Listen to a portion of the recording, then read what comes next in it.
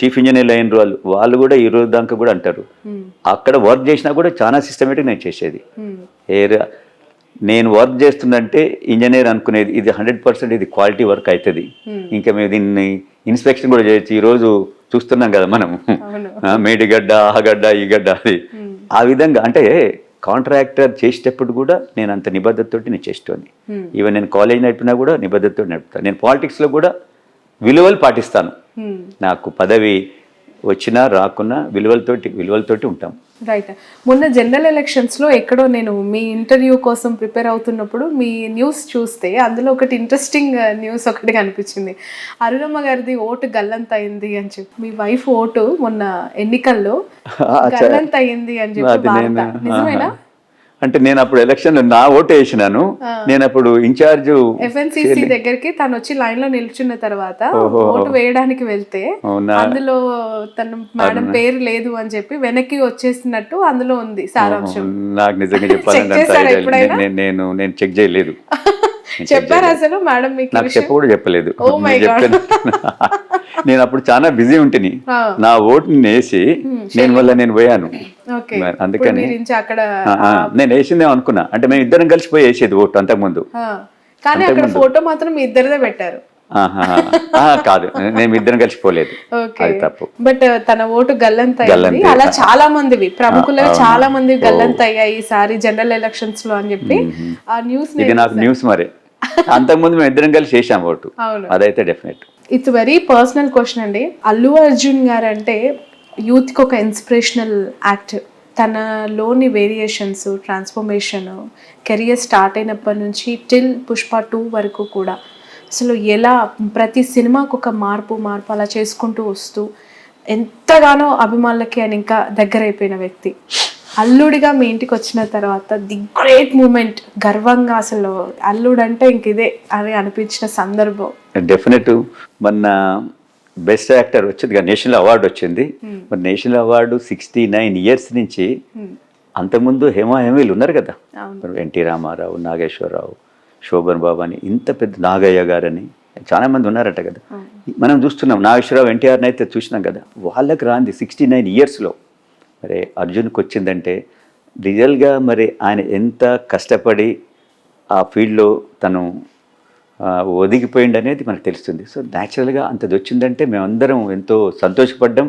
ఇది గర్వం కూడా, మా అందరికీ గర్వకారణం.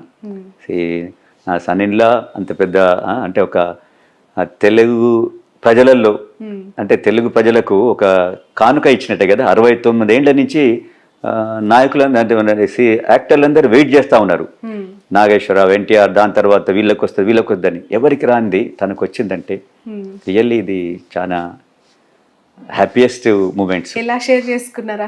మేమందరం వాళ్ళ ఇంట్లో అందరం కలిసి హ్యాపీగా ఉండి షేర్ చేసుకున్నాం. దానికి పెద్ద ఎత్తున సినిమా వాళ్ళు వచ్చారు, మేము కూడా పోయి అందరం ఎంజాయ్ చేయాలి. మోర్ అల్లు అర్జున్ ఫ్యాన్స్ తెలంగాణలో ఉన్న వాళ్ళందరికీ మీరు పరిచయం ఉంటారు కదా, వాళ్ళు మీరు బయటకు వెళ్ళి కలుస్తూ ఉంటే ఏం చెప్తూ ఉంటారు మీకు? మీరు అన్నారు కదా మా ఊర్లో అది ఓపెనింగ్కి వచ్చాడు కదా, వస్తే ఆ రోజు నేను యాక్చువల్గా అర్జున్ వస్తుండని కూడా నేను బయట ఏం పెద్దగా చెప్పలే. చెప్పకున్నా కూడా ఆ రోజు దాదాపు 25,000 నుంచి 30,000 అందరూ 30 ఇయర్స్ లోపటోళ్ళే. అసలు అన్న ఎక్కడి నుంచి వచ్చింది వీళ్ళందరూ? నేను కొత్త ముఖాలు. వాళ్ళు అంటున్నారు మేము 60 కిలోమీటర్లకి వెళ్ళి వచ్చినాం సార్ అంటున్నారు. అప్పుడు అక్కడ పోలీస్ వాళ్ళు వచ్చినారనమాట, ఆ డిఎస్పీ వాళ్ళందరూ. శేఖర్ రెడ్డి గారు, ఇప్పుడు చూడండి మీ అల్లు అర్జున్ గారు ఇంకా కొద్దిసేపు ఉంటే ఈ 25,000 మంది 30,000 మంది అది 60,000 పోతుంది. ఇది చాలా ప్రాబ్లం అవుతుంది. మొత్తం ఇది ఇక్కడ మొత్తం తోచులాట అదంతా అయిపోయి అల్లరి అవుతుంది. మీకు కష్టము, మాకు కష్టము, మేము దీన్ని కంట్రోల్ చేయలేము. మీరు తొందరగా మీ అల్లుని మీరు హైదరాబాద్కి పంపాలి అని అన్న. అంత దూరంకి వెళ్ళి వచ్చిండు కదా, జనరల్ కొద్దిసేపు ఉంటాడు. మా ఊర్లో కూడా రాలేదు. అది ఎస్టాబ్లిష్మెంట్ రోడ్డు మీద చేస్తా ఉన్నాం, ఫంక్షన్ హాల్. సో ఊర్లోకి పోదాం అనుకుంటాం కదా న్యాచురల్గా. వాళ్ళు అన్నారు సార్ పోతే చాలా కష్టం సార్, మీకు తర్వాత మీకే బాధ అవుతుంది, ఎందుకంటే ఇంతమంది యూత్ వీళ్ళు మేమేం కంట్రోల్ చేయలేము, ఒకసారి మీదికి ఆ రోజు అల్లరి అనుకో రాత్రి. అవును, సో అది మేము అనుకున్నాము. బట్ అనిపించిందా అందరు అత్తమామల కళ్ళు ఇంటికి తెచ్చుకోవడం ప్రాబ్లం అయితే ఇక్కడ పోలీసు వాళ్ళు ఇంటి నుంచి బయటకు పంపినట్టు అది ఏం చేస్తాం మరి. అనిపించింది ఆ రోజు అల్లు అర్జున్ గారిని తొందరగా అనుకున్నాం. అదే ఇక తను కూడా అన్నాడు, మామయ్య నేను ఎక్కువసేపు ఉంటే మీకు కష్టం ఉన్నాం, మాకు కూడా కష్టం, ఎందుకంటే వాళ్ళందరు ఫ్యాన్స్, మనం ఏం అనలేము. ఇది అంటే బ్యారికేడ్స్ అవన్నీ ఉండవు కదా, బ్యారికేడ్స్ కూడా చేశాము. బ్యారికేడ్స్ విదిన్ వాళ్ళు అసలు 10 minutes తీసి అవతల పడేశారు. మేము దానికి ఎంతో బ్యారికేడ్ చేశాము, విఐపీస్ కని ఒకటి చేశాము, అదందరూ వచ్చేటోళ్ళ కోసం బయట శామ్యానాలు వేసాము, బయట టీవీలు పెట్టాము. ఎన్ని పెట్టినా కూడా వాళ్ళు అసలు దగ్గరికి చూడాలి ఓ అని మొత్తుకొని. What is nature of Allu Arjun అంటే ఏం చెప్తారండి మీ మాటల్లో? Very active. అసలు యాక్టివ్ అంటే చెప్పనక్కర్లేదు. యాక్టివ్కు 100% ఆయనను మనం అనుకోవచ్చు, అంత యాక్టివ్ ఉంటాడు. ఎనీ టైం మార్నింగ్ నుంచి ఈవినింగ్ దాకా ఫుల్ యాక్టివ్లో ఉంటాడు. ఓకే, బై నేచర్ ఎలా ఉంటారు ఇంట్లో ఉన్నప్పుడు కానీ ఫ్యామిలీ టైమ్స్ ఎట్లా? ఇంట్లో ఉన్నప్పుడు చిల్డ్రన్స్ అంటే చాలా ఇష్టం, చాలా అంటే చాలా ఇష్టం. పిల్లలతో ఆడుకుంటా ఉంటాడు, కలుస్తూ ఉంటాడు, అట్లా చిన్నపిల్లలు అంటే చాలా ఇష్టం. ఓకే, ఇన్స్టాగ్రామ్ లో ఎప్పటికప్పుడు ఆ పిల్లలు అన్ని రీల్స్ పెడతా ఉంటారు కదా. అవును, మీ పాప స్నేహ వాళ్ళు అసలు ఆయనకు షూటింగ్ ఉన్నా కూడా అంటే కంటిన్యూగా షూటింగ్ ఉంటే ఆపుకొని వచ్చి పిల్లల్ని కలుస్తూ ఉంటాడు, అంటే చూస్తూ ఉంటాడు, అంత ఇష్టం ఆయనకు. Okay, so more family person అనుకోవచ్చు. అంటే ఫ్యామిలీ అండ్ చిల్డ్రన్ చాలా చాలా అంటే చాలా ఇష్టం. ఓకే, ఓవరాల్ గా మెగా ఫ్యామిలీ అంటేనే ఒక పెద్ద కుటుంబం, మెగా కాంపౌండ్ అని అంటూ ఉంటారు. ఆ ఫ్యామిలీతో మీ సన్నిహిత సంబంధాలు అవ్వచ్చు, ఇతరులు అంటే అరవింద్ గారు కావచ్చు, పవన్ కళ్యాణ్ గారు, చిరంజీవి గారు, నాగబాబు, వీళ్ళతో మీ రిలేషన్స్, మీ జర్నీ ఎట్లా ఉంది? చిరంజీవి గారితో నా రిలేషన్ చాలా బాగుంటుంది. చిరంజీవి గారు చాలా మృదుభాషి, చాలా ప్రేమగల మనిషి. ఆయన ఎంత అంటే నన్నే కాదు, వాళ్ళ ఇంటికి ఎవరు పోయినా కూడా ఆ విధంగా రిసీవ్ చేసుకుంటాడు. చిరంజీవి గారి గొప్పతనం ఏంటంటే ఒక ఫెస్టివల్, ఒకటి ఏదైనా మంచి అకేషన్ ఉంటే అందరు రిలేటివ్స్ రావాలంటాడు, ఇంక్లూడింగ్ మా అందరికి కూడా. ఆయన ఫంక్షన్స్ ఉంటాయి, సినిమా ఫంక్షన్స్ కావచ్చు, సంక్రాంతి పర్టికులర్గా దివాళీ చాలా పెద్ద ఎత్తున చేస్తాడు చిరంజీవి గారు. అప్పుడు అందరిని పిలుస్తాడు, ప్రతి రిలేటివ్ని కూడా పిలుస్తాడు.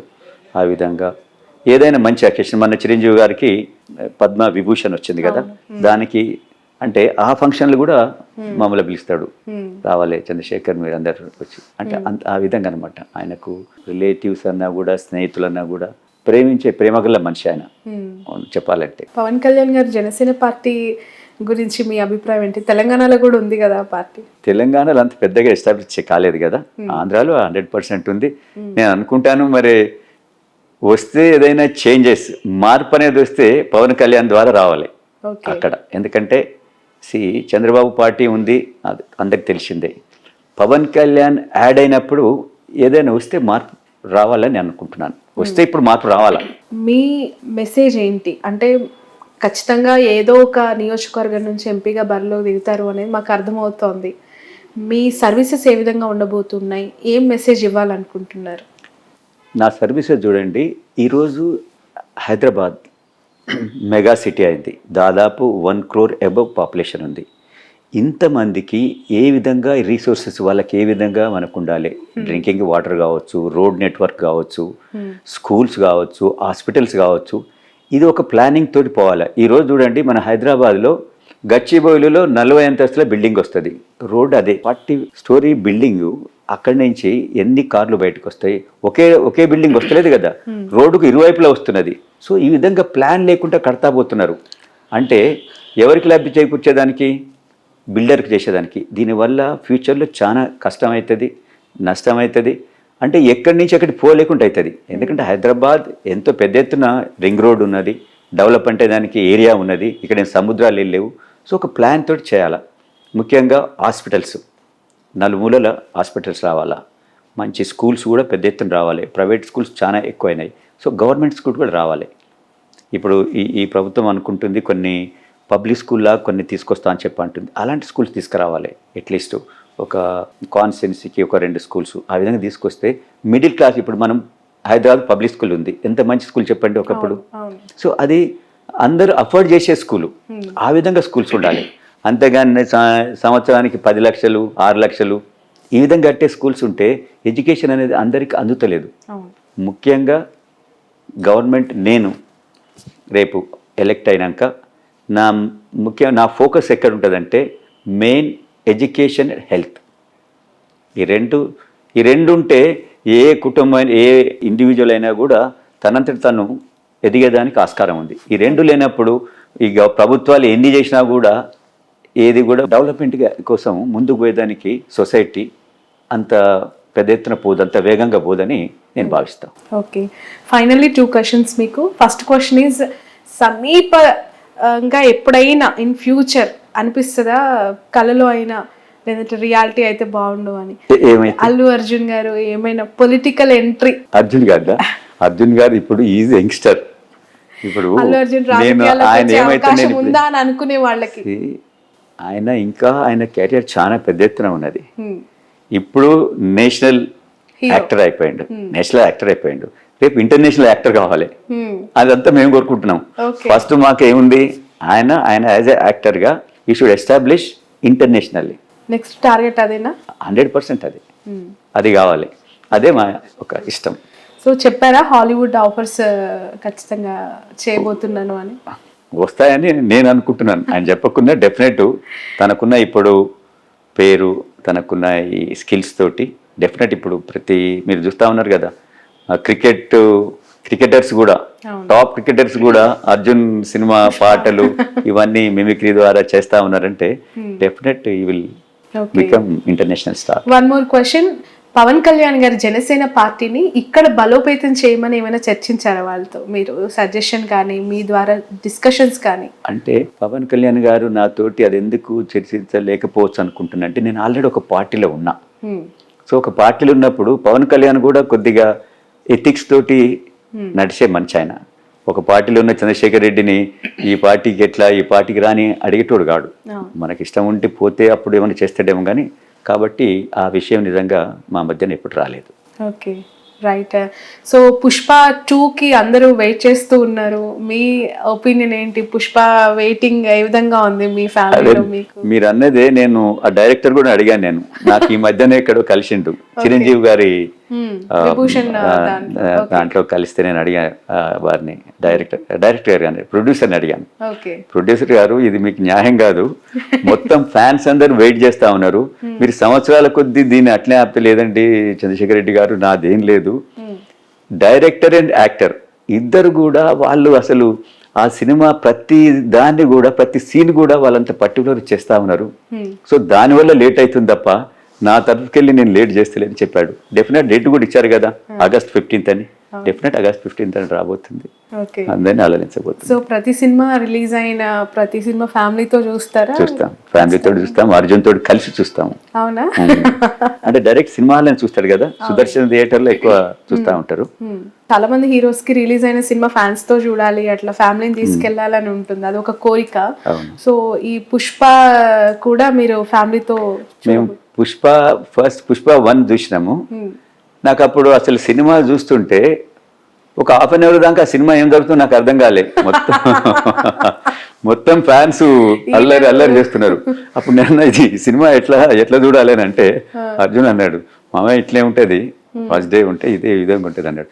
తర్వాత నేను మళ్ళీ నెక్స్ట్ పోయి తర్వాత చూశాను నేను మళ్ళీ క్లియర్ గా వేరే దాంట్లోకి పోయి. అంటే ఫ్యాన్స్ ఆ రోజు ఫస్ట్ 2 days అట్లా ఫ్యాన్స్ అందరూ ఆ ఏరియా మొత్తం నిండుకొని ఉన్నారు అనమాట. ఏ థియేటర్ దగ్గర అట్లే ఉన్నారు వాళ్ళు. సో తర్వాత ఒక 15 days 20 days తర్వాత ఏం పోయినట్టుందండి. రైట్.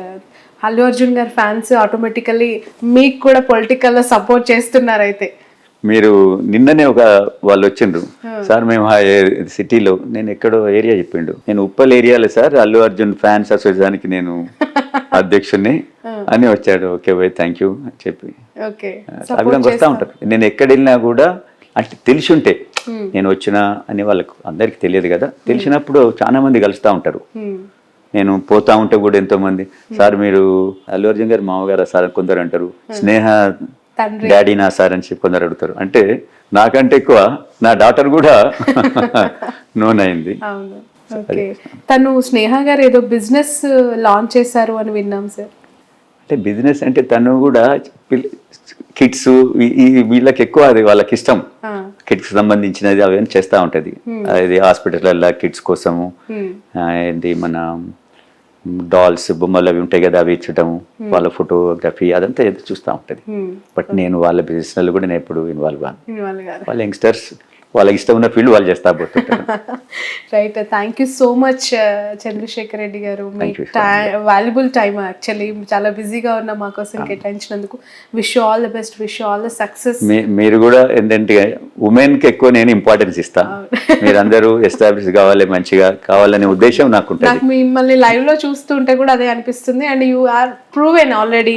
ఎందుకు అంటే ఆల్రెడీ స్నేహారెడ్డి గారి యొక్క లైఫ్ గ్రోత్ ఏ విధంగా ఉంది, తనకి మీరు ఎంత ఫ్రీడమ్ ఇచ్చారు అనేది మేము కల్లారా చూసాం కాబట్టి 100%. Thank you so much. Wish you all the best. మీరు కోరుకున్న స్థానం నుంచి మీరు పోటీ చేయాలి, విజయం అందుకోవాలని మనస్ఫూర్తిగా కోరుకుంటున్నాను.